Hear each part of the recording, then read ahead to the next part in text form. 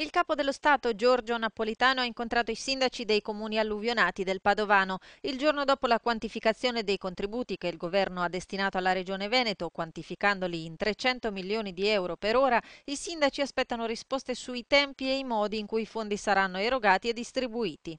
E poi ha rifatto un po' il discorso che ha fatto ieri all'Anci, dicendo che oltre alle grandi opere bisogna fare anche la manutenzione ordinaria e che quindi è compito degli amministratori non solo far vedere quello che sono in grado di fare con le cose belle che si possono fare quando si è amministratori, ma anche la gestione ordinaria del territorio.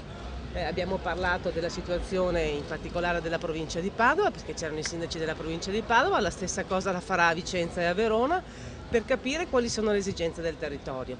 Ci ha dato la sua disponibilità per essere un interlocutore, ovviamente un interlocutore autorevole con il governo per le esigenze e anche il sentimento che c'è nel territorio. Si è detto dispiaciuto dal fatto che in qualche modo gli amministratori si siano sentiti, i veneti, i cittadini si siano sentiti un po' abbandonati nelle prime 24-48 ore e ha ringraziato alla fine i sindaci per il lavoro che hanno svolto in questa emergenza. Si è dimostrato sensibile alle nostre istanze, ha ascoltato quelle che erano le nostre richieste, ha detto che le porterà nelle sedi opportune e presso i soggetti competenti, quindi siamo fiduciosi del Presidente della Repubblica. Poi mi è piaciuta la definizione che gli ho dato dei sindaci, cioè di donne e di uomini di fatica nelle istituzioni.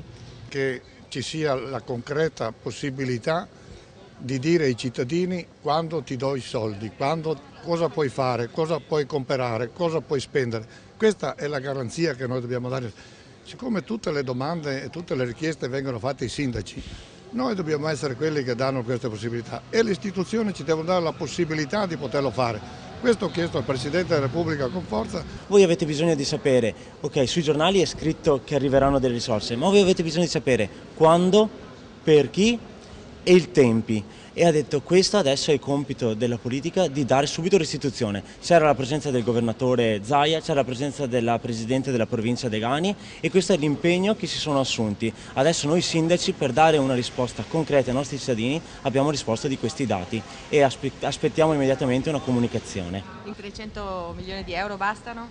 Assolutamente no, io continuo ad andare per le famiglie e ci sono necessità molto piccole e però i soldi sono davvero tanti quelli che sono necessari e sono andato in alcune aziende e davvero hanno bisogno di sapere immediatamente quando possono avere le risorse per ripartire, perdono i clienti, cioè sono cose concretissime che gli imprenditori non hanno bisogno di sentire parole nostre, hanno bisogno di concretezza. Io quando vado nelle case non mi stanno lì a chiedere cosa mi ha detto questo, mi hanno detto sindaco quando ci puoi aiutare, quando arrivano queste risorse. Questi sono gli impegni che ci dobbiamo assumere e queste sono le risposte che vogliamo dare. Queste risposte le stiamo aspettando anche noi dalla Regione, le stiamo aspettando dallo Stato.